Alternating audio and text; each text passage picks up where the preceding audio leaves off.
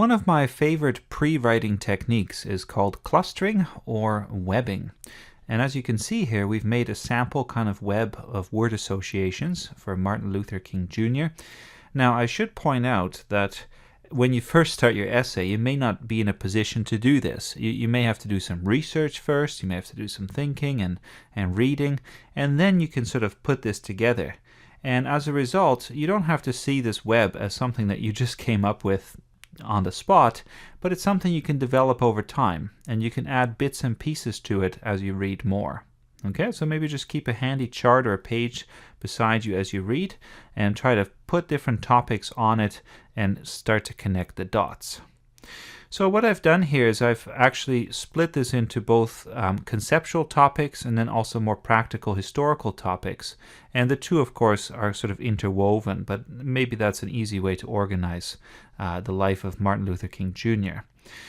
On the top left here, we have racial equality as a kind of concept, and then we have some other forms of equality that we might compare it to. So often think about comparisons and contrasts, right? If you have a topic, what would be related, what would be different, and just write these things down. And don't have any judgment yet about whether you're going to use this in your essay or not.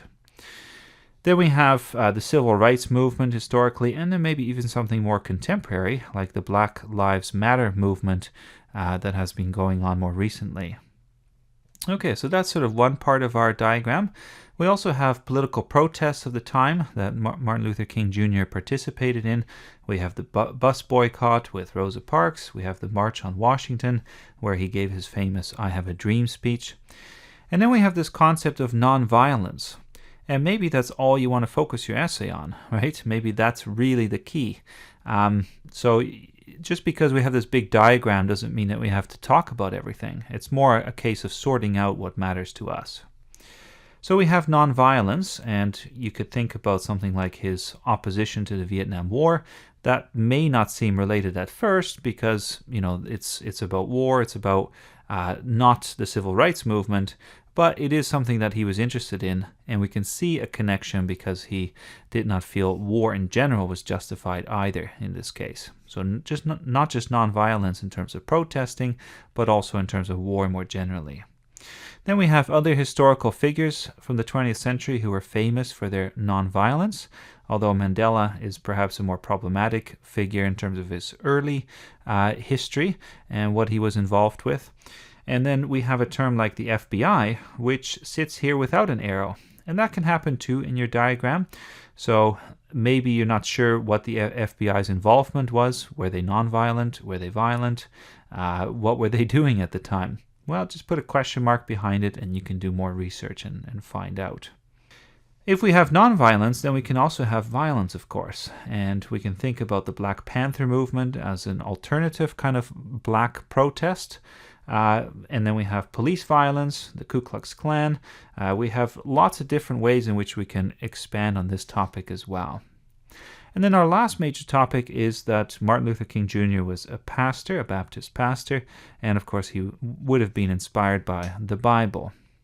Now, this is phase one, this is step one, where you just sort of go through and create this cluster of ideas, but you can't stop there. And the next thing, and this is what really makes this approach interesting, the next thing that you need to do is you need to go through and start comparing topics, start finding connections and contrasts. And I'm going to give you a few examples of how this might work. Okay, so let's just start, for instance, with something like his opposition to the Vietnam War. Let's pick a different color here. So we have his opposition to the Vietnam War. What can we connect this with? We've obviously talked about nonviolence, but we could also connect it to something like the Bible, right? What does the Bible say about war? And does the fact that he was a Baptist pastor, does that influence his opposition to the war? We can also connect it to other kind of ideas about equality. And maybe he felt that the war would be unfair, particularly to blacks in the way they served in the military. And maybe we can connect it to his notions about equality, that this is not just racial equality he's fighting for, but something something broader for black people, that they had to have the same rights, not just in being equal, but not in being exposed to war in this case. Or we could even expand it more broadly than that. We could say, well, what he's interested in is a kind of radical human equality, right? Human equality, in which case war, if it's not justified, is definitely improper. So I don't know where you're going to go with this exactly, but you can start to see that we're making some connections here. Let's pick a different one again. We've talked about these other forms of equality. What if we have a closer look at the I have a dream speech? So we're going to read this speech, and we're going to see what forms of equality we might actually find in this speech, right? Is it just about racial equality, or is he saying that there has to be much more? That black people can't be completely free unless they also have something like economic equality, that we have to actually deal with some of these gaps between the rich and the poor. Does he say anything about that? And if not in this speech, maybe in a different speech. So that might be another approach. Okay, let's look at a different one here again. Let's say that we are really fascinated by the Black Lives Matter movement. And so we've been reading about this, and that's actually what brought us to Martin Luther King Jr., because we have this question of how would he protest today? Is there any similarity between the way people protest now and the way they protested then? And maybe we could write an essay that deals with this topic, and then we can compare it with things like how Gandhi dealt with violence, how the Black Panthers dealt with violence, police violence then and now, right?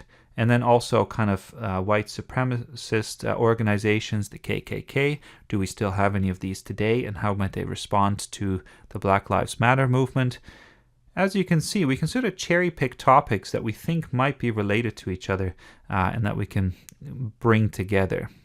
So the point then, what you want to take away from this is that clustering is tremendously useful in getting, first of all, some topics onto the page.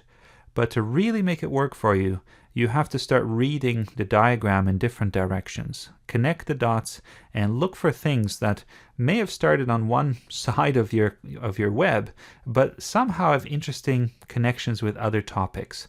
And that's how you create tension and some intrigue, and that's how you write an essay that finds things that are surprising to your reader that they may not have thought about before.